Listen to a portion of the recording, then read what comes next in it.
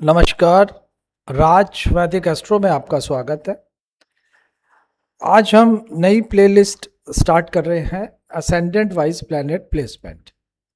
और सबसे पहले एपिसोड 1 में आज हम डिस्कस करेंगे एरिस असेंडेंट में मार्स अगर फर्स्ट हाउस में है, मतलब अपने ही घर में है, लग्ना में है, तो वो क्या रिजल्ट्स उसके इंडिकेट करते हैं, क्या जनरल इफेक्ट्स उसके हो सकते हैं, उसके बारे में हम डिस्कस करेंगे। इसी तरह से फिर हम दूसरे एपिसोड में मार्स को सेकेंड हाउस में, थर्ड एंड सो ऑन, और उसके बाद फिर हम दूसरे प्लैनेट्स को भी एरिस असेंडेंट में डिस्कस करेंगे। इससे पहले जो हमने प्लेलिस्ट किया था उसके 9 एपिसोड थे, जिसमें हमने प्लैनेट वाइज डिस्कशन किया था कि अगर लग्ना लॉर्ड जो है वो हर हाउसेस में हो तो क्या इफेक्ट करता है। मतलब लग्ना लॉर्ड फर्स्ट में हो तो उसके क्या इफेक्ट, जनरल इफेक्ट हो सकते हैं, सेकंड में है तो क्या जनरल इंडिकेशन हो सकते हैं, एंड सो ऑन। हम लोगों ने इसको स्टडी किया था और 12th हाउस तक हम गए थे। सेम कॉन्सेप्ट हम यहाँ पे लेके आएंगे। एरिस असेंडेंट में मार्स को हम हर एक हाउस में उसके इफेक्ट को, जनरल इफेक्ट को समझेंगे। तो चलें स्टार्ट करते हैं। सबसे पहले तो देखिए, ये लग्न है और लग्न में ही लग्न का लॉर्ड बैठा है, और ये लग्न जो है मेष लग्न है, एरिस असेंडेंट है, और उसका जो लॉर्ड है मार्स। मार्स दो राशियों का लॉर्ड होता है, एक मेष राशि और एक स्कॉर्पियो। एरिस और स्कॉर्पियो का लॉर्ड जो है वो मार्स है। मेष राशि में मार्स का बैठना है अपने घर में, ये एक पावरफुल प्लेसमेंट माना जाता है, क्योंकि यहाँ पे मार्स अपने ही ओन हाउस में है। और ये एक वैदिक एस्ट्रोलॉजी का एक सिंपल सा कॉन्सेप्ट है कि अगर कोई भी प्लेनेट अपने घर में है, बेशक वो कोई भी घर हो, बट अगर वो अपने ही हाउस में बैठा हुआ है तो इन जनरल वो अच्छे रिजल्ट्स देने की कोशिश करता है। तो यहाँ पे मार्स का एरिस असेंडेंट में बैठना एक पावरफुल प्लेसमेंट है। और यहाँ पे मार्स की जो नेचुरल एनर्जी है वो सीधे सीधे आपकी पर्सनैलिटी में दिखाई देती है। मीन टू से कि आपकी स्ट्रांग पर्सनैलिटी होगी। अब आप यहाँ पे ना 1 मिनट करते हैं। ये है आपका असेंडेंट, फर्स्ट हाउस जिसको हम बोलते हैं। तो मार्स मतलब 1 नंबर से एरिस, सॉरी, राशि को 1 नंबर से दिखाते हैं। तो यहाँ हम नंबर अगर लिखेंगे तो वो इस तरह से हम इसमें जाएंगे, और ये हाउसेस को रिप्रेजेंट करेगा। ये एरिस असेंडेंट है, ये एरिस असेंडेंट हो गया आपका। अब यहां पे मार्स बैठ गया, मार्स अपने ही घर में है। ठीक है जी। तो अब हम इसको समझ रहे हैं। यहां पे अगर हम पर्सनैलिटी की बात करें तो स्ट्रांग पर्सनैलिटी है बॉस। जो नेटिव होगा उसकी पर्सनैलिटी जो है जबरदस्त पर्सनैलिटी होगी, अच्छी पर्सनैलिटी होगी। तो इसको मैं लिख लेता हूं और फिर इसको एक्सप्लेन कर लेंगे कि ये लोग जो है ना, सोचते कम है, करते ज्यादा है। सोचने में कम विश्वास रखते हैं। लीडरशिप इनमें नेचुरली होगी, और कंपटीशन इनको पसंद होता है। कॉन्फिडेंट होते हैं, एनर्जेटिक होते हैं, और सबसे बड़ी बात है कि एक्शन ओरिएंटेड होते हैं। तो पर्सनैलिटी के बारे में हम ये बातें यहाँ कह सकते हैं। अगर हम फिजिकल अपीयरेंस की बात करेंगे, फिजिकल अपीयरेंस, तो उसके अपीयरेंस, फिजिकल अपीयरेंस की बात करेंगे तो ये लोगों का जो एक्चुअली स्ट्रक्चर होती है, बॉडी स्ट्रक्चर होती है, वो जनरली एथलेटिक या एक्टिव बॉडी स्ट्रक्चर होती है। फेस पे इनके कॉन्फिडेंट रहेंगे, इनका वॉकिंग स्टाइल भी एनर्जेटिक रहता है, फास्ट डिसीजन मेकिंग होते हैं, यही इनकी पहचान है। अगर हम इनके नेचर की बात करें कि इनकी नेचर को हम कैसे डिफाइन कर सकते हैं, तो क्योंकि मार्स अपने घर में है, independent, fearless, definitely straight forward होंगे, बट कभी कभी ये लोग ना इम्पेशेंट हो जाते हैं, क्योंकि गलत बात ना इनको मतलब दे टॉलरेट ही नहीं करते, गलत बात टॉलरेट नहीं करेंगे तो इम्पेशेंट हो जाएंगे कभी कभी आप इनके सामने अगर गलत बात करेंगे तो। अब हम बात करेंगे मार्स के एस्पेक्ट्स की। देखिए मार्स के एस्पेक्ट्स की बात करेंगे तो मार्स का जो एस्पेक्ट्स होते हैं वो हम अगर देखें तो 4th हाउस, 7th हाउस और 8th हाउस, तीन जगह पे मार्स के एस्पेक्ट्स होते हैं, ऐसा बताया गया है। ठीक है जी। तो अब इसके एस्पेक्ट्स को हम काउंट करेंगे कि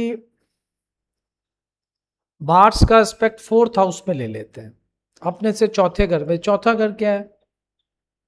रियल एस्टेट का घर है, कंस्ट्रक्शन का हाउस है, सिविल इंजीनियरिंग का हाउस है, जितने भी जमीन से रिलेटेड काम है ये सब आपको उसमें इंटरेस्ट दे देगा।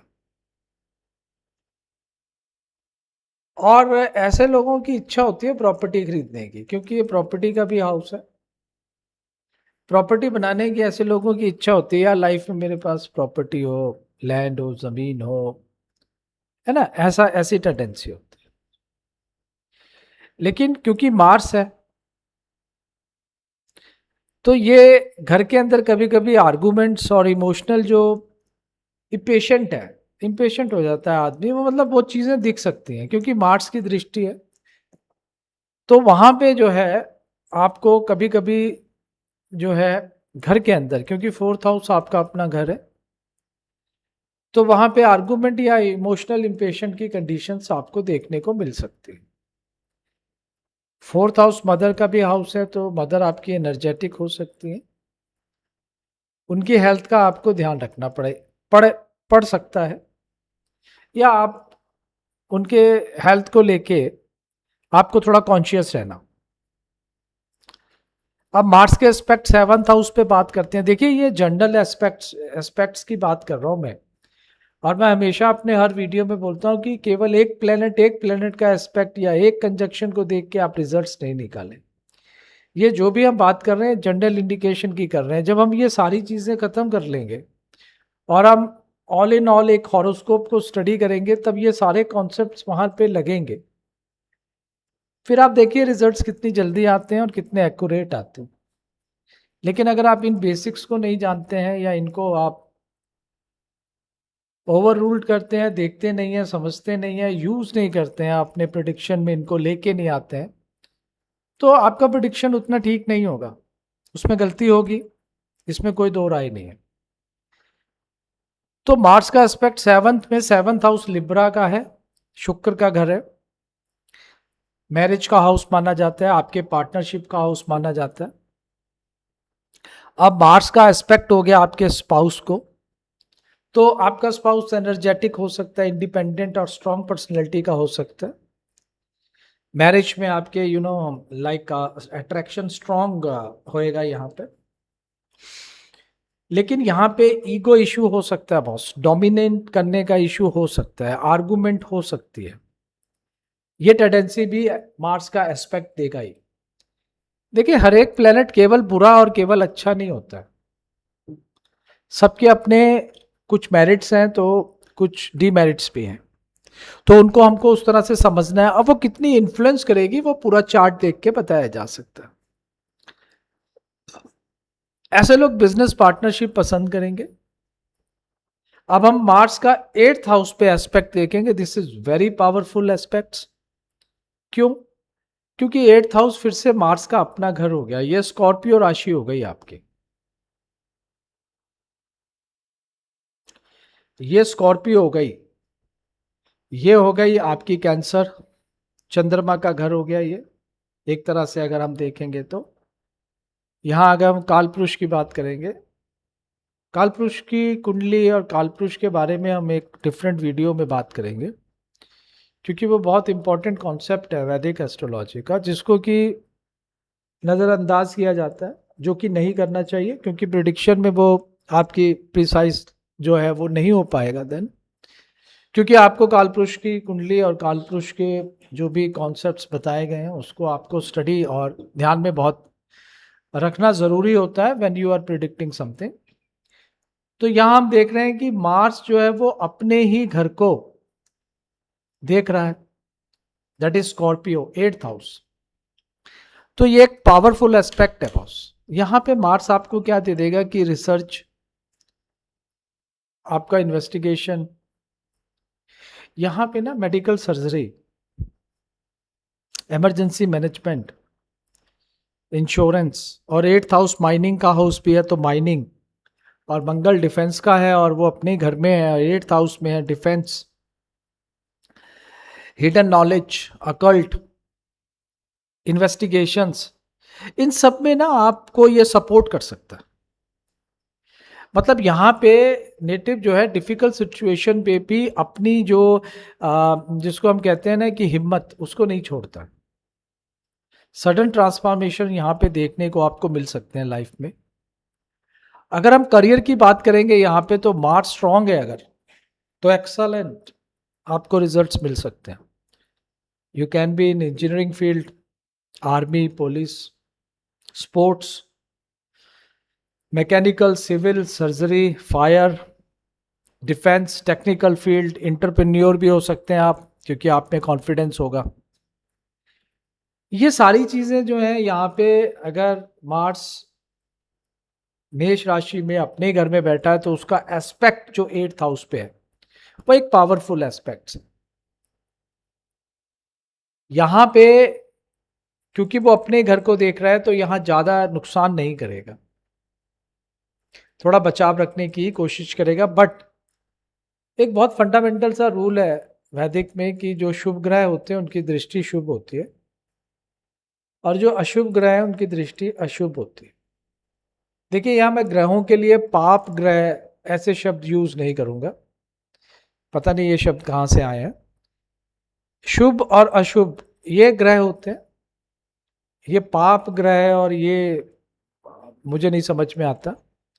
एनीवेज, तो शुभ ग्रह की दृष्टि शुभ और अशुभ ग्रह की दृष्टि अशुभ होती है, ये एक फंडामेंटल रूल है, इसको हमको फॉलो करना चाहिए। और जब भी हम किसी भी एस्पेक्ट का ध्यान रखें तो उसकी अच्छी बातों के साथ में जो प्लेनेट का फंडामेंटल कैरेक्टरिस्टिक है उसको भी हम ध्यान में रखें। अगर हम बृहस्पति के एस्पेक्ट की बात करेंगे तो वो बहुत डिफरेंट, इंटायरली डिफरेंट चीज होगी। अगर हम शुक्र के एस्पेक्ट्स की बात करेंगे तो वो बिल्कुल बिल्कुल डिफरेंट एक बात होगी एज कंपेयर टू अगर हम मार्स के एस्पेक्ट की बात करते हैं। तो इसलिए हमें यह भी देखना है कि शुभ ग्रह और अशुभ ग्रह, जिसका कि मैं एक एपिसोड लेके आ रहा हूं अभी, उसमें हम ग्रहों के बारे में, उनके फंडामेंटल कैरेक्टरिस्टिक्स और नेचर के बारे में डिस्कस करेंगे, जो कि बहुत ज़रूरी है। आप जिस प्लैनेट्स का इफेक्ट बता रहे हैं उसके फंडामेंटल कैरेक्टरिस्टिक्स क्या होते हैं, अगर आपको वही नहीं पता है तो आप किस तरह से उसको बता पाएंगे। तो वो चीज़ भी वन बाय वन मैं इंट्रोड्यूस करूंगा। तो यहाँ पे अगर हम हेल्थ की बात करते हैं तो एनर्जी अच्छी होती है जैसे मैंने बताया, लेकिन वीपी की प्रॉब्लम हो सकती है, हेड इंजरी आपको बड़ा ध्यान रखना है। यहाँ पे कट्स, बर्न्स, आपको एसिडिटी, इन सब चीज़ों का ध्यान रखना है। अगर मंगल जो है अपने घर में है तो यहाँ पे देखिए, मंगल जो है ना एक्चुअली चोट का कारण भी बनता है, एक्सीडेंट का कारण भी बनता है, लेकिन यहाँ मैं ये सब चीज़ें कभी भी नहीं बोलूँगा। लेकिन ये ज़रूर बोलूँगा कि इन चीज़ों के प्रति आपको जो है, जब हम मंगल की बात करते हैं तो जैसे हम करें कि किसी भी असेंडेंट के लिए अगर मंगल की महादशा है या मंगल अपने अंतर में आ रहा है और वो 6th, 8th या 12th हाउस को एस्पेक्ट कर रहा है या उनसे कनेक्टेड है, तो इन जनरल कोई भी असेंडेंट हो, मंगल की महादशा में जनरली हम एक बात तो ज़रूर बोलते हैं कि चोट से बचाव रखें। गाड़ी वाड़ी जो है आराम से चलाए। तो यहाँ पे मंगल जो है उसका एस्पेक्ट जो 8th हाउस पे है, वहाँ पे आपको थोड़ी सावधानी बरत लेनी है। बहुत ज़्यादा अपने उसमें एक्साइटमेंट में बिना उसके जोश में जो है आके कुछ गलत नहीं करना है। बाकी ऐसा कुछ आ, जो फाइनल है वो तो आप सब कुछ देखेंगे तभी बता पाएंगे। ये एक जनरल इंडिकेशन मैं आपको दे रहा हूं। तो यहाँ पे excellent leadership, high confidence, strong will power, decision making, courage, competition spirit और एक्शन ओरिएंटेड हम कह सकते हैं, चैलेंजेस को फेस करने वाला हम कह सकते हैं। यहाँ पे डेफिनेटली नेटिव में एंगर भी होगा, इम्पेशेंट भी होगा, ईगो भी हो सकती है। ये चीज़ें भी आपको देखने को मिल सकती हैं और ये डिपेंड करता है कि मंगल किस तरह से इन्फ्लुएंस हो रहा है आपकी कुंडली में। बट ये लोग क्विक डिसीजन लेने वाले और फुल प्लानिंग से चलने वाले लोग नहीं होते हैं। ये क्विक डिसीजन लेते हैं और यहाँ पे कभी कभी ये जो है ना नुकसान उठा जाते हैं। ये स्ट्रेट फॉरवर्ड नेचर के होते हैं, इसलिए कभी कभी इनको जो इनके रिलेशन में है कॉन्फ्लिक्ट्स मिल सकते हैं। बट अगर हम फाइनल कंक्लूजन करें यहाँ पे तो हम ये कहेंगे कि अगर एरिस लग्ना में मार्स अपनी ही राशि में है तो ये कुंडली को बहुत ही स्ट्रेंथ देता है। ये नेटिव में लीडरशिप, करेज, कॉन्फिडेंस और जो इनिशिएटिव करने का जो एक नेचुरली उसके अंदर एक ये क्वालिटीज होती है। लेकिन एक्चुअली सफलता तब मिलती है जब मार्स की एनर्जी को आप डिसिप्लिन, पेशेंस और राइट डायरेक्शन में यूज करेंगे। तो जिन भी नेटिव्स का मंगल एरिस लगन के हैं वो और मंगल उनके लगना में ही बैठा हुआ है, उनको मैं एक ही सलाह दूंगा कि वो बहुत ही डिसिप्लिन, पेशेंस और राइट डायरेक्शन में अगर अपनी एनर्जी को यूज करेंगे तो इससे जबरदस्त एनर्जी नहीं हो पाएगी। ये आपको एक्स्ट्रा ऑर्डिनरी सक्सेस दे सकता है। ये एक बहुत अच्छा प्लेसमेंट है। शर्त यह है कि आप उसको राइट डायरेक्शन में यूज करें उस एनर्जी को। नहीं तो ये एनर्जी अगर रॉन्ग डायरेक्शन में चली गई तो ये और भी बहुत कुछ कर सकती है। इट डिपेंड्स कि आपके दूसरे प्लैनेट्स का एस्पेक्शन या उनका कॉम्बिनेशन क्या है, उनकी प्लेसमेंट क्या है। तो ये जनरल आज हमने डिस्कशन किया मार्स के बारे में। मार्स जब एरिस लग्ना में हो और उसके एस्पेक्ट्स के बारे में, 3 एस्पेक्ट्स 4, 7 और 8 की बात करी और हमने यहाँ ये भी समझा कि शुभ ग्रहों का जो एस्पेक्ट्स है वो शुभ होता है, अशुभ ग्रहों का एस्पेक्ट्स को अशुभ मानना चाहिए। और यहाँ हमने ये भी बात की कि एक प्लैनेट जो है हमेशा बुरा या हमेशा अच्छा नहीं करता है, मिक्स्ड रिजल्ट्स देता है। इट डिपेंड्स कि आप उसको किस तरह से किसके लिए एनालाइज कर रहे हैं। बट इसमें दो राय नहीं है कि मार्स अगर अपने ही घर में एरिस असेंडेंट में बैठा है तो ये एक बहुत ही पावरफुल योग है और ये कुंडली को बहुत ही पावरफुल बनाता है। यहाँ शर्त यह है कि आप बहुत ही डिसिप्लिन और राइट डायरेक्शन में अपनी उस पावर को यूज करें तो डेफिनेटली आपको ये एक्स्ट्रा ऑर्डिनरी जो है वो अचीवमेंट या सक्सेस दे सकता है। तो आज के लिए इतना काफ़ी है। मैं हूँ राज वैदिक एस्ट्रो। मिलते हैं अगले एपिसोड में और एक और ऑथेंटिक वीडियो आपके सामने लेके आएंगे। वहाँ हम डिस्कस करेंगे कि मार्स जब 2nd हाउस में चला जाए, जो कि वाणी का हाउस है, आपके धन के एसेट्स मतलब जो स्टोर करेंगे, धन का भाव है आपके, इसको हम कुटुंब भाव भी कहेंगे और ये और बहुत सारी चीज़ें दिखाता है। तो अगर मंगल यहाँ पे चला जाता है और ये शुक्र का घर है तो मंगल किस तरह से क्या क्या इंडिकेशंस हो सकते हैं जो कि नेटिव को देखने को मिलेंगे। तो आज के एपिसोड में इतना ही। मिलते हैं नेक्स्ट एपिसोड में एसेंडेंट वाइज प्लैनेट प्लेसमेंट की प्लेलिस्ट में। एपिसोड नंबर 2 होगा हमारा एरिस असेंडेंट में मार्स का 2nd हाउस में प्लेसमेंट और उसके जनरल इंडिकेशन। टिल देन राज वैदिक एस्ट्रो को सब्सक्राइब करें, लाइक करें, शेयर करें, कमेंट्स करें।